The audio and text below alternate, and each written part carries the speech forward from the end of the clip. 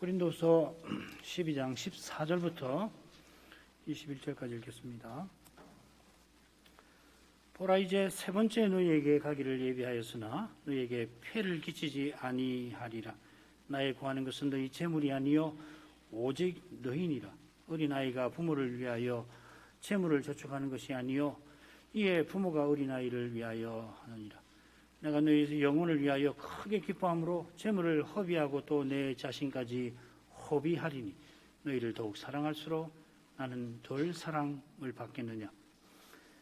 하여간 어떤 이의 말이 내가 너희에게 짐을 지우지는 아니하였을지라도 공교한 자가 되어 괴계로 너희를 취하였다 하니 내가 너희에게 보낸 자 중에 누구로 너희의 일을 취하느냐. 내가 디도를 권하고 함께 한 형제를 보내었으니 디도가 너희의 일을 취하더냐. 우리가 동일한 성신으로 행하지 아니하더냐. 동일한 보조로 하지 아니하더냐. 이때까지 우리를 너희에게 변명하는 줄로 생각하는구나. 우리가 그리스도 안에서 하나님 앞에 말하노라. 사랑하는 자들아, 이 모든 것은 너희의 덕을 세우기 위함이니라. 내가 갈 때 너희를 나의 원하는 것과 같이 보지 못하고 또 내가 너희에게 너희의 원치 않는 것 같이 보일까 두려워하며 또 다툼과 시기와 분냄과 당짓는 것과 중상함과 수근수근하는 것과 거만함과 어지러운 것이 있을까 두려워하고 또 내가 다시 갈 때에 내 하나님이 나를 너희 앞에서 낮추실까 두려워하고 또 내가 전에 죄를 지은 여러 사람의 그 행한 바 더러움과 음란함과 호색함을 회개치 아니함을 인하여 근심할까 두려워하노라.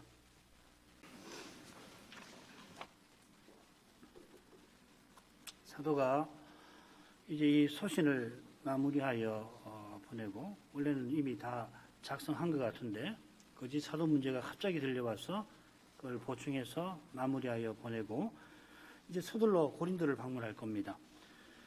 고린도 교인들이 거짓 사도들에게 마음이 빼앗긴 상태니 먼저는 그들의 마음을 돌이키게 해야 이 방문하는 목적을 잘 이룰 수가 있겠는데 주께서 맡기신 그 중대한 사명을 더는 미룰 수가 없어서 우선은 서신을 먼저 보내야 합니다. 사도도 연약한 사람이라 어려운 현실에 애가 탑니다마는 오직 하늘의 주님께 기도하며 부모의 심정으로 고린도인들에 대한 자신의 사랑에 호소합니다. 사도가 얼마나 힘들었을까 이어 나눈 말씀에서 짐작합니다. 16절로 갑니다. 하여간 어떤 이의 말이 내가 너희에게 짐을 지우지는 아니하였을지라도 공교한 자가 되어 괴계로 너희를 취하였다 하니 하여간 15절 가리킵니다. 사도가 더욱 넘치게 고린도인들을 사랑하였지만은 그들이 그만큼 사도를 사랑하는 것이 아니라 오히려 덜 사랑하는 실제로 사도를 미워합니다마는 사도는 거기 매이지 않으려 합니다. 사도도 연약한 사람이니 참 고통스러웠겠습니다마는 그 교회를 향한 사랑으로 견디는 겁니다. 게다가 거기 매여 있을 상황이 아닙니다. 얼마나 상황이 힘든가 하면은 어떤 이의 그 말에 잘 나옵니다. 사실 이 어떤 이의 말이라고 하는 표현이 원문에는 나오질 않습니다만은 이어 나오는 그 말들을 보면 사도 자신의 말일 수가 없어서 우리 한글 개역 성경 번역자들, 영어 번역 여러 번역도 마찬가지인데 이렇게 새겨 넣었습니다. 어떤 이는 거짓 사도들이든지 그들의 말을 옮기는 사람이겠습니다. 그들은 사도가 고린도 교회에게 짐을 지우지는 않았다 합니다. 이건 분명한 사실입니다. 여기 짐 지운다는 표현이 신약 성경 여기만 나옵니다. 사도가 앞서 쓴 표현들, 폐를 끼친다든지 누를 끼친다든지 이런 표현이 있는데 대신 새로운 표현을 쓴 것은 어쩌면 거짓 사도들이 이 사도를 비난하여 쓴 말일지도 모릅니다. 사도가 첫 방문 때에 고린도 교회를 세우면서 선교비를 받지 않았고 이후로도 그러했습니다. 그런데 거짓 사도들은 바울 사도가 공교한 자로서 괴계를 쓴 것이다. 성경에 안 맞는 이유가 있는데 그 속임수를 썼다는 겁니다. 여기 공교한 자라고 하는 표현은 사탄이 하와를 꿰일 때에 사용한 그 거짓에 사용된 표현입니다. 고린도후서 11장 3절에 나왔죠. 사도는 자기가 복음을 순전하게 전한다 하면서 이 공교함, 계율 가운데 나는 행치 아니한다 하였고, 우리의 본면, 우리가 전하는 이 복음은 괴계에 있는 것이 아니라고 하였습니다. 고린도서 13장 끝에서 우리가 진리를 거슬러 말할 수 없다 한 대로 복음 전하는 사람이 자기 이익을 얻으려고 거짓을 쓰는 일, 있을 수 없는 일입니다. 자, 그런데 거짓 사도들은 사도가 평소 선교비 받지 아니한 것은 그 다 속임수고, 이제 예루살렘 성도를 위한 그에게 헌금을 노리고 방문하려 한다 선동한 것 같습니다. 이 거액의 연보라는 말이 고린도서 8장 20절에 나옵니다. 특별히 거액이라는 말을 씁니다. 괴계로 너희를 취하였다 하는 이 표현은 내 자신까지 허비하였다는 표현과 딱 정반대되는 말입니다. 이 너희를 취한다는 말은 사냥꾼이 사냥감을 잡는 이미지입니다. 사도가 고린도 교인들의 재물만 노린 게 아니라 자기 이익을 위하여 그들을 이용해 먹었고 먹는다 하는 것입니다. 사실 이 거짓 사도들이 딱 지금 고린도 교인들을 그렇게 대하는 것입니다. 11장 20절이 대표적이죠. 거기 잡아먹는다는 표현까지 나왔습니다. 그야말로 적반하장이죠. 뭐 적반하장 정도도 아니죠. 그 도둑놈이 매를 들어서 죄 없는 사람을 때린다는 이야기인데, 지금 사도는 뭐 죄 없는 정도가 아니라 고린도 교회를 위해서 목숨이라도 버리려고 하는 분 아니에요. 적반하장도 아닙니다. 사실 이건. 고린도 교인들이 거짓 사도들에게 잡아 먹히면서도 오히려 그들을 위하여 자기 자신까지 허비하려는 사도를 비난하는 형편입니다. 이런 상황이니 사도가 고린도 교회의 오해와 미움에 슬퍼할 겨를도 없는 것입니다.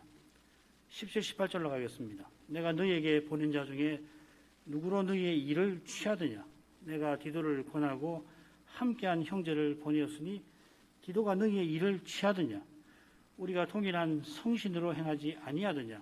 동일한 보조로 하지 아니하더냐? 거짓 사도들은 바울을 헌상검 횡령범으로 몰려고 바울이 보낸 동역자도 비난한 것 같습니다. 그들이 고린도 교인들을 사로잡아 먹으려는 바울의 끈아풀이라 한 것이죠. 특히 디도가 이 비난의 표적이 되었습니다. 아마 디도가 마게도냐에 와가지고 고린도 교인들이 쓰라린 편지를 받고 회개했다는 소식을 바울에게 전했지요. 그러고서 거기서 바울을 만난 후에 바로 예루살렘 교우들을 위한 헌금 모금을 위해서 고린도로 가 있을 것입니다. 그것과 관계가 되어 있습니다. 이게 이제 고린도후서 8장 후반부에 나오지요. 도표 보시면서 들으시면 됩니다. 디도가 간절한 마음으로 사도의 명령을 받들어 고린도로 갔습니다. 고린도 교회의 회개 소식을 전하려고 서둘러서 마게도냐까지 왔다가 숨 돌릴 틈도 없이 고린도로 떠난 겁니다. 제 짐작인데 사도가 할 그 일정들을 보면 이 시간이 없었을 거예요. 바로 고린도로 돌아갔을 겁니다. 예루살렘 교회의 헌상이 그만큼 중대하고 시급했던 겁니다. 디도가 갈 때 사도가 한 형제를 함께 보내어 돕게 합니다. 이 형제를 뭐라고 그러냐면은 바울 사도와 함께 복음 전하는 사역자라, 또 모든 교회에서 칭찬받는, 추천받는 인물이고 여러 교회의 택함을 입은 사람이라 하였습니다. 여러 교회가 추천해서 예루살렘 헌상금을 잘 받아서 전달하게 한 사람입니다. 사도행전 20장 4절에 보면 7명의 이름이 나오는데 그 중에 한 분일 가능성이 높습니다. 이 일이 이방인 교회와 예루살렘 교회들어 거룩한 사귐을 나누게 하는 그야말로 은혜로운 일입니다. 은혜의 일입니다만은 사도가 조심합니다. 그 고린도서 8장 후반부 보면은 그 점을 강조하고 있죠. 본문 가운데에서 내가 선한 일을 하지만 조심하라 하려고 그런다. 이 그에게 연보로 인하여 아무도 우리를 해방하지 못하게 하려 한다 하였습니다. 그래서 사도가 디도와 한 형제 외에도 또 한 형제를 더 보냅니다. 이 형제도 역시 간절한 마음으로 임하는 사람입니다. 디도도 두 형제는 나의 동무요, 너희를 위한 나의 동역자, 여러 교회의 사자, 그리스도의 영광이라 하며 고린도 교회가 여러 교회 앞에서 너희의 사랑과 너희를 대한 우리 자랑의 증거를 저희에게 보이라고 사도가 권하고 있습니다. 사도가 이렇게 조심하면서 디도와 두 형제를 보냈습니다마는 바울이 보낸 동역자들도 바울처럼 돈을 노린다 하는 소문이 들려왔습니다. 이미 아시는 대로 디도가 앞서 마게도냐 교회로 올 때에 고린도 교회의 지원을 받았을 거고, 지금 마게도냐 교회의 지원을 받아서 고린도 교회를 다시 방문했을 겁니다. 이 고대 여행은 참 힘든 일입니다. 오늘날도 해외로 가는 여행이 쉽지는 않지만은 그때는 훨씬 힘든 일이라 지원이 꼭 필요합니다. 방문하고서는 사도가 곧 올 테니 예루살렘 헌상금을 미리 준비하도록 디도가 권했을 겁니다. 고린도 후서 9장에 그 내용이 나오죠. 주의 사명을 이루기 위하여 이런 일들이 불가피한데 그지 사도들은 공교하게 이 불가피한 일들을 들어서 디도 일행이 돈을 노린다 한 것입니다. 신뢰가 있다면은 이런 일들에 오해가 생길 수가 없고 디도와 동역자들의 수고에 감사한 마음이 생겨났을 겁니다. 예루살렘까지 헌상금을 전달하는 일이 녹록한 일이 아닙니다. 일단 여행 자체가 힘든 길입니다. 바울이 로마로 갈 때 파손당한 일도 있지 않았습니까? 게다가 예루살렘에 가서 성도들에게 그 헌상금을 전달하는 일조차 쉬운 게 아닙니다. 그때 예루살렘 상황이 그렇습니다. 사도가 로마 교회에 기도를 부탁할 만큼 어렵죠. 예루살렘에 대한 나의 섬기는 일을 성도들이 받음직하게 하고, 이게 간단한 말이 아닙니다. 아니, 이 기근에 시달리는 예루살렘 성도들 위해서 이방인 교회 헌금을 모아다가 전달하면 아이고 고맙습니다. 이렇게 가지고 수고하고 이렇게 많은 돈을 우리에게 주십니까 하고 환영함이 받을 것 같은데 예루살렘 상황은 그렇지가 않습니다. 굉장히 어렵습니다. 바울이 예상한 대로 헌상금 전달이 즉각 이루어지질 않습니다. 바울이 예루살렘에 방문하자마자 로마 군영의 신변 보호를 받아야 했지요. 아시아에서 온 유대인들이 핍박을 해가지고서 그러고서 바로 가이사랴로 이송이 되고 거기서 한동안 헌상금을 전달하지 못한 것 같아요. 이 벨릭스라고 하는 사람, 베수도 앞에 벨릭스 총독이 돈을 노리는 사람인데 바울에게 그에게 돈이 있다는 것을 있는 사람들은 잘 알잖아요. 냄새를 맡고서 이 바울에게 어떻게 하면 돈을 받아낼까 하고서 그 바울을 자주 만난 일이 사도행전에 기록되어 있습니다. 이런 힘든 일을 디도와 형제들이 사도와 함께 대신 맡아주니까 감사해도 부족할 판인데 놀랍게도 이들이 돈을 노린다는 소문이 고린도 교회에 퍼졌고 사도의 귀에도 들렸습니다.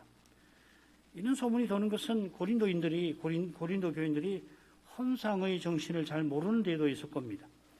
하나님의 것을 하나님의 뜻을 위하여 하나님께 드린다 하는 이 헌상의 깨달음이 있으면은 이런 소문이 돌 수가 없죠.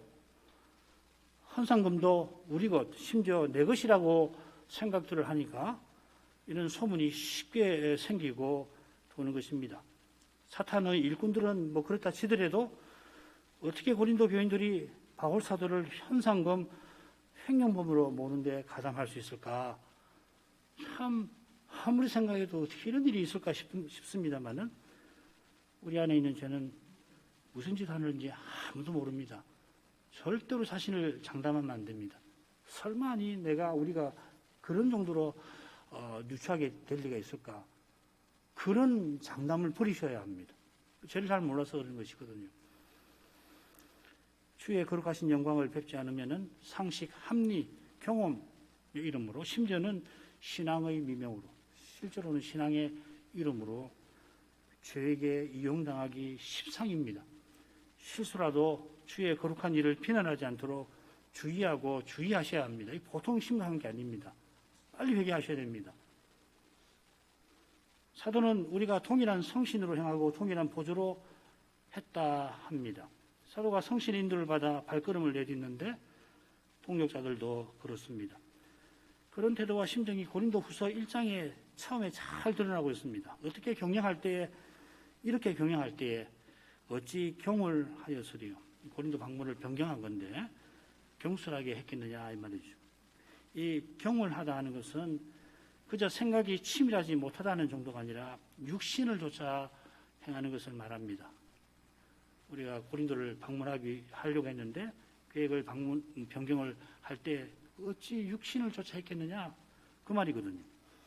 고린도 방문이 하나님의 뜻을 이루기 위함이고 그 뜻을 이루기 위하여 성신의 인도를 받아 행한다는 것을 사도가 이어서 고린도서 마지막까지 그 점을 강조하잖아요. 고린도 방문 계획을 변경한 이유가 오직 그 교회의 유익에 있습니다.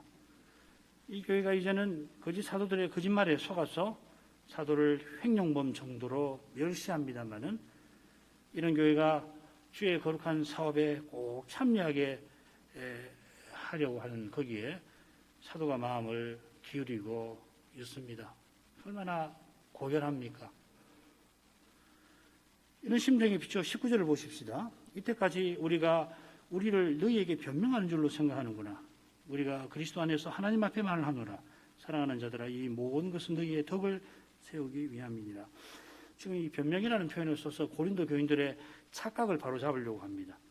그들은 지금 바울이 자기네 법정에서 결백을 밝히는 사람처럼 생각을 하고 있습니다. 자기네를 재판장의 자리에 올려놓은 것이죠. 고린도전서 4장 8절에 보면은 막노릇 한다는 말이 있는데 딱 그렇게 하고 있는 겁니다. 전에는 그들이 스스로 지혜롭다 여기고 사도를 판단을 했습니다. 지금은 거짓 사도들의 말에 속아서 사도를 죄인 취급합니다. 사도가 사람으로라면은 이런 취급받는 것을 아예 거부하려 했을 겁니다. 사도가 고린도 교회를 위해서 어떻게 행했는지를 아는 사람이라면은 그런 취급을 받고 있는 사도를 이해하지 못할 겁니다. 어떻게 이렇게 이런 대접 받고 있지? 그리스도의 사랑을 깨닫지 못하면은 이해 못할 일입니다. 고린도 교인들더러 적반하장도 유분수라. 아까 말씀드린 적반하장도 아닙니다. 이거는. 그러나 사도는 지금까지 또 앞으로도 그리스도 안에서 하나님 앞에서 말합니다. 이 표현이 고린도서 2장 17절에 똑같이 나와요. 복음을 전하는 태도를 표현하면서 내가 그리스도 안에서 하나님 앞에서 말한다 하였습니다. 사도가 이런 태도로 복음을 전할 때 어떤 일이냐면 구원을 얻는 자에게는 생명에 이르는 냄새가 되고 망하는 자에게는 사망에 이르는 냄새가 되었습니다. 하나님이 사도를 통해서 구원과 심판의 능력을 드러내셨습니다. 그러고서 바울 사도가 16절에 뭐라고 그러냐면은 누가 이것을 감당하리요? 하나님께서 자신을 이런 강력한 직분에 세우셨다. 그렇게 덧붙이는 것입니다. 그래서 사도는 나를 판단하시는 이는 주신이라 하고서 사람에게 판단받는 거 매우 작은 일로 여긴다 하였습니다. 이게 굉장히 담대한 표현이지요. 자, 그런 사도가 지금은 나의 어리석음을 용납하라. 또 이 공평치 못함을 용서하라 하는 것은 그리스도의 사랑에 이끌린 겁니다. 사도가 전한 복음을 받아 선 이 교회가 거짓 사도의 속임에 무너지지 않게 하려고 온갖 수모와 멸시를 견디는 것입니다. 이 모든 것은 너희의 덕을 세우기 위함이니라. 여러분들이 교회답게 서나가게 하려고 지금 이 모든 말, 심지어 정신 나간 말도 내가 하는 것입니다. 이런 점에 비춰서 사랑하는 자들아 하고 그들을 부른 심령을 능히 헤아릴 만합니다. 이런 거룩한 사랑이 교회답게 서나가는 그 길입니다. 그리스도의 사랑이 거룩한 사랑이라 사람의 생각을 이처럼 넘어서고 있습니다. 지금 사도의 이 심령을 헤아릴 수 있는 사람은 틀림없이 그리스도의 십자가를 깨달은 사람입니다. 물론 사도가 죄를 외면하는 것 아닙니다. 13장에 가면은 권직 문제 다룰 겁니다. 그러나 죄를 처벌하는 것이 궁극적 목적이 아니라 죄를 회개하고 죄의 권세를 마침내 이기게 하는 것이 그 목적인 것입니다. 이 목적이 고린도 교회에서 이루어지기 위해서 사도가 지금 자기를 돌아보지 아니합니다. 우리가 옳은 자임을 나타내고자 함이 아니라 오직 우리는 버리운 자 같을지라도, 지금 고린도 교회에게 버리운 자 되는 거 아니에요. 그렇게 무시한 멸시를 당하고 있지만은 그러나 너희로 선을 행하게 하고자 함이라.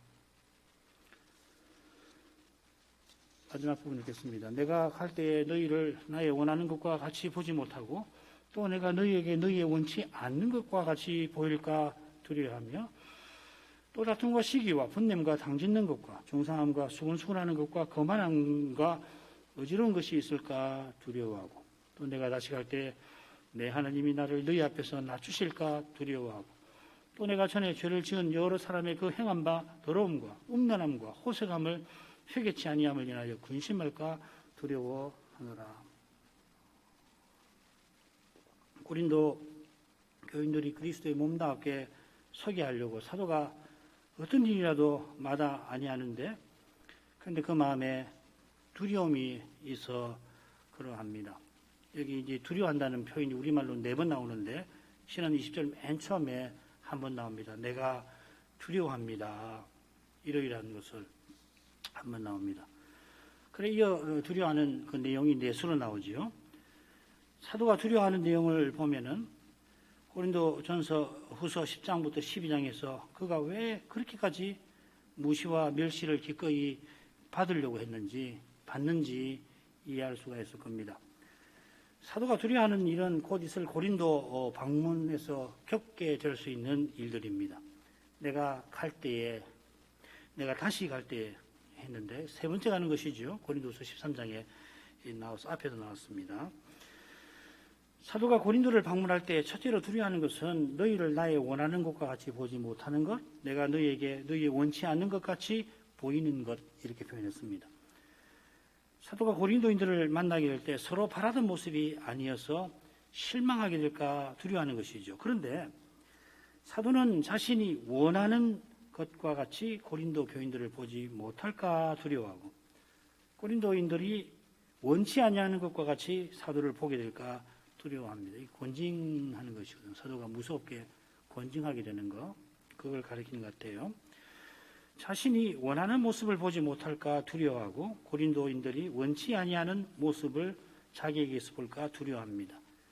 이거는 그저 수사학적 기교가 아닌 것 같습니다. 수사학적 기교를 부릴 수 있잖아요. 똑같은 말을 2번 쓰는 것보다 조금 비틀어서. 그게 아니고 지금 고린도 방문은 여러 면에서 녹록지 않습니다. 원하는 것과 원치 아니하는 것의 차이만큼 사도와 고린도 교인들이 현실을 보는 그 이해나 대하는 태도가 그렇게 다른 것입니다. 사도는 고린도 교인들이 그리스도의 몸답게 서나가는 것을 꼭 보고 싶습니다. 바로 앞서 너희의 덕을 세우기 위함이라 하였습니다. 그러나 사도가 방문할 때 다툼, 시기, 분냄, 당짓는 것, 중상함과 수근수근하는 것, 거만함과 어지러운 것이 고린도 교인들에게 있을까 두려워합니다. 사도가 내가 두려워한다는 표현을 고린도서에 한 번 더 씁니다. 똑같은 표현을 한 번 더 쓰는데 거기서 비슷한 일을 두려워합니다. 그것은 태초에 사탄이 하와를 미혹한 것처럼 사탄의 일꾼들이 고린도인들의 마음을 그리스도에게서 떠나게 만드는 그 일을 내가 두려워한다. 고린도서 11장 3절에 밝혔습니다. 처음에 나오는 다툼과 시기는 고린도전서에 똑같이 함께 나옵니다. 마지막에 어지러운 것은 성신은사를 자랑하는 자들이 예배를 어지럽게 만드는 거기에 똑같이 나옵니다. 가운데 5개가 나오는데 고린도 후서에서 여기만 나오든지 심지어 신약 전체에 한 번만 나오는 그런 낱말들입니다. 처음과 끝에 3평이 나오는데 그것과 실은 비슷한 뜻이죠. 이걸 8개를 보면은 대체로 둘씩 서로 짝을 이루는 것 같아요. 다툼과 시기는 말씀드린 것처럼 고린도의 일부 지도자들이 성신 은사를 내세우며 서로 다투고 미워한 것을 가리켰습니다. 이제 고린도 후서를 보내는 지금도 고린도 전서를 보낼 때와 같은 모습이 있을까 사도가 두려워합니다. 고린도 전서를 보내고 이어서 쓰라린 편지를 보낸 후에 고린도 교회가 회개했다는 소식을 듣긴 했지만은 거짓 사도들의 자랑에 휘둘린 것을 보니까 이미 이전으로 돌아간 것 아닐까. 회개한 교회로서는 이렇게 될 수 없는 것이니까요. 그리고 왜 거짓 사도들의 자랑에 휘둘렀나? 이전에 있던 그 자랑하는 그 시기하고 싸우는 이걸 회개하지 않아서 그런 것이거든. 그들이 자기 영광을 위해서 심지어 사도와 아볼로 또 게바를 이용하여 서로 다투었는데 그런 걸 철저히 회개치 아닌가? 지금 거짓 사도들과 함께 사도를 비난하고 있는 겁니다. 이런 상태에서는 분냄과 당짓는 일이 일어나지 않을 수 없습니다. 이 비난하는 마음에서 분노가 일어나죠. 원수도 사랑해야 하려 해야 이 미움에 사로잡히지 않습니다. 이 분냄이 시기와 분쟁, 당짓는 것과 더불어서 하나님 나라를 유업으로 받지 못하는 육체의 일들 목록에 갈라디아서 2장 5장 20절에 그 목록에 나오고 있습니다. 육체의 일들을 만들어내는 사람이 육체로 행해서 이런 일들을 만들어내는 거잖아요. 그런 곳에서는 성신의 열매가 맺히지 않는데 성신께서 감화하셔서 친히 열매 맺으시는 그런 일이 없이는 그리스도의 몸다우게 서나갈 수가 없습니다. 셋째로 중상함과 수근수근하는 것, 즉 남을 비방하고 남의 안 좋은 것을 소문 퍼뜨리는 것을 사도가 염려합니다. 이 중상함, 이 비방하는 말은 복음을 듣고 거듭난 사람이 버려야 할 것으로서 베드로전서 2장 처음에 나옵니다. 그 입에서 남을 무시하고 심지어 비방하는 말이 나오는 사람은 스스로 회개할 것 없는 의인이라 여기는 사람일 겁니다. 괜히 남의 환심 사려고 없는 말 지어 칭찬할 일은 물론 아닙니다만은 남을 나보다 낫게 여기는 사람은 남의 좋은 점이 보이는 법입니다. 이야기를 해보면 이상하게 꼭 나쁜 점만 이야기해요. 어떤 사람은 그 사람 입에서는 남을 칭찬하는 말을 들을 수가 없어요. 헐 이야기도 남이 안 좋은 걸 교묘하게 이야기하고 그 왜 그런가 하면은 남을 나보다 낫게 여기는 마음이 없어서 그런 것 같아요. 남을 나보다 낫게 여기는 사람은 꼭 칭찬하거든요. 참 이 점 좋다. 그게 신자가 아닌가. 좋은 면을 보는 거예요, 말이에요. 그래, 무슨 거짓말이 돌더라도, 설마 그럴 리가 있을까? 그렇게 해야 되는 거잖아요. 최 목사님, 이 강설에서 몇 번 그런 이야기를 하셨는데, 영어까지 써가면서 어떤 이야기를 들었어요. 그분이 그럴 리가 있겠나? 그러는 것이거든요.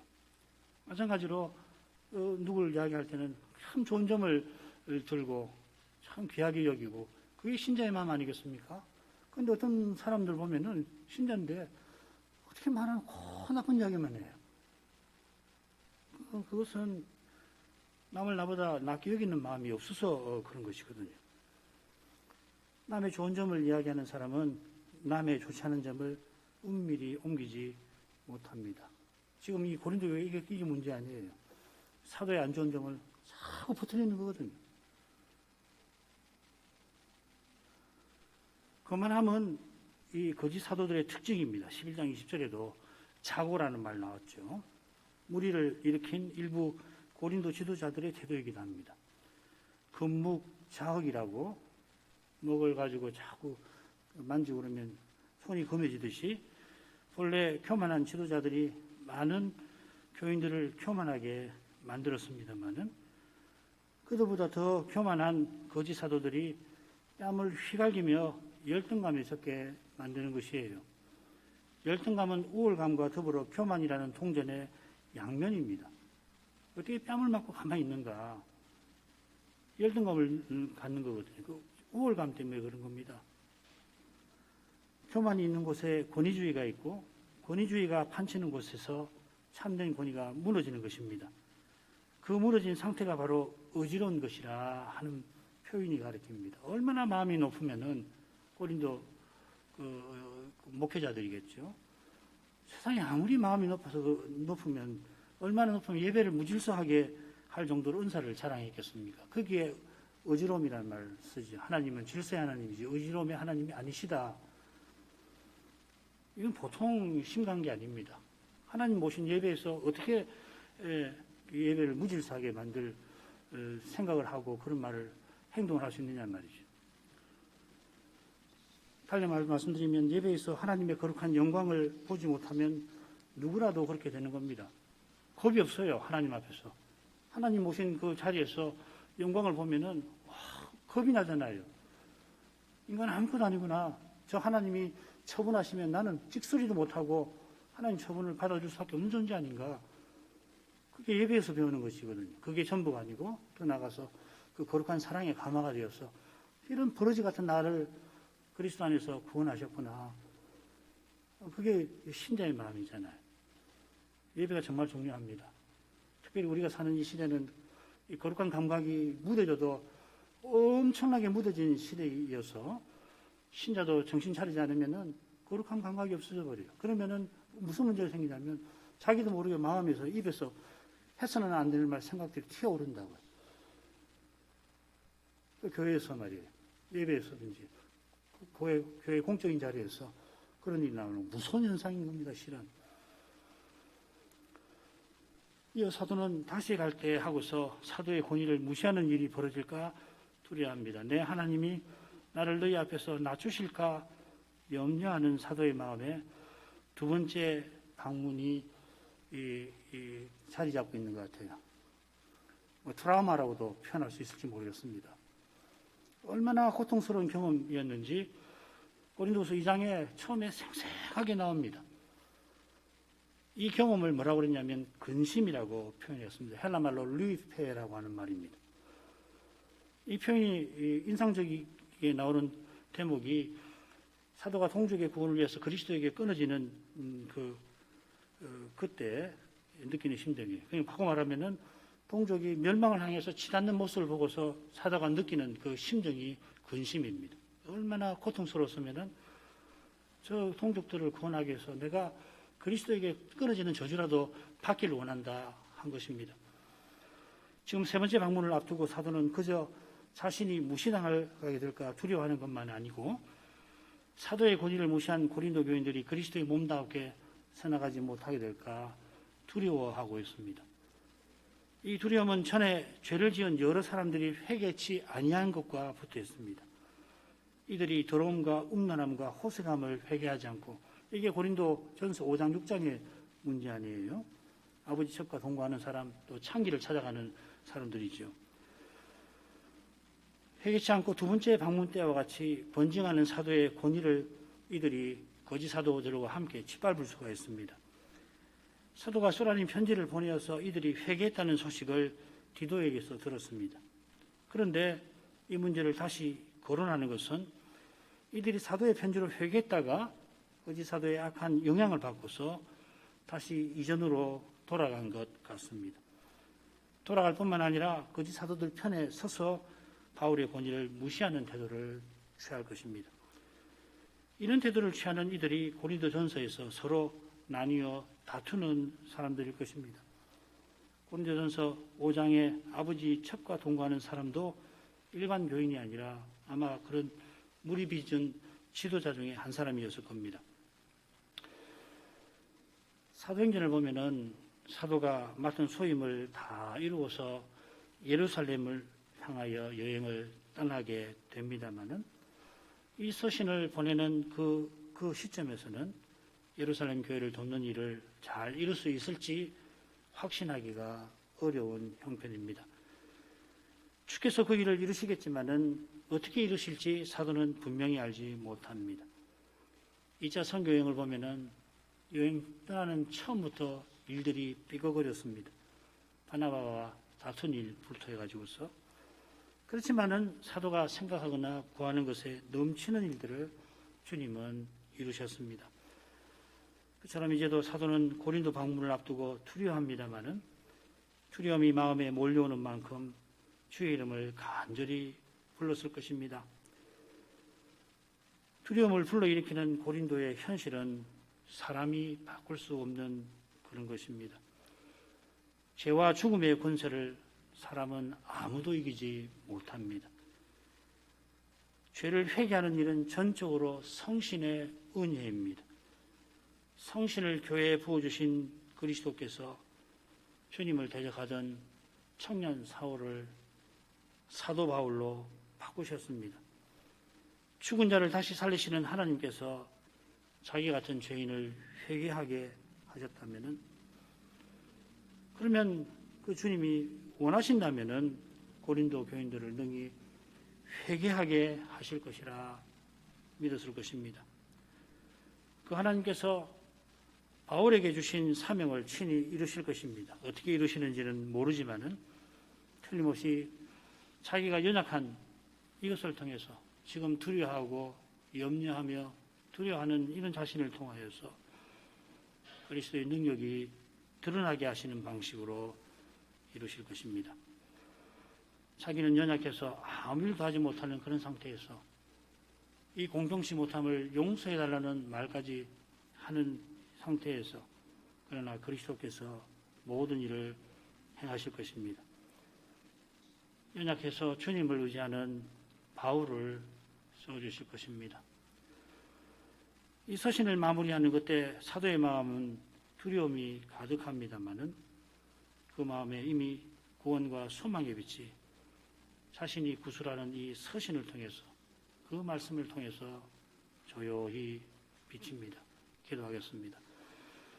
돌아가신 아버지, 바울 사도가 이제 고린도를 방문할 시간이 점점 다가오는 그때 고린도 교회 현실에 두려움이 그 마음에 일어납니다만, 그런 사실을 고린도인들에게 기꺼이 알릴 수 있었습니다. 고린도 교회에 벌어진 죄와 죽음의 현실을 자기 자신이 스스로 바로잡지 못하는 줄을 잘 압니다. 과연 아무도 죄를 바로잡지 못합니다. 그러나 누구보다 주님을 대적했던 이 바울을 하늘의 주님께서 회개하게 만드셨습니다. 그 주님께서 누구보다 자격 없는 바울을 심지어 사도로 삼으셨습니다.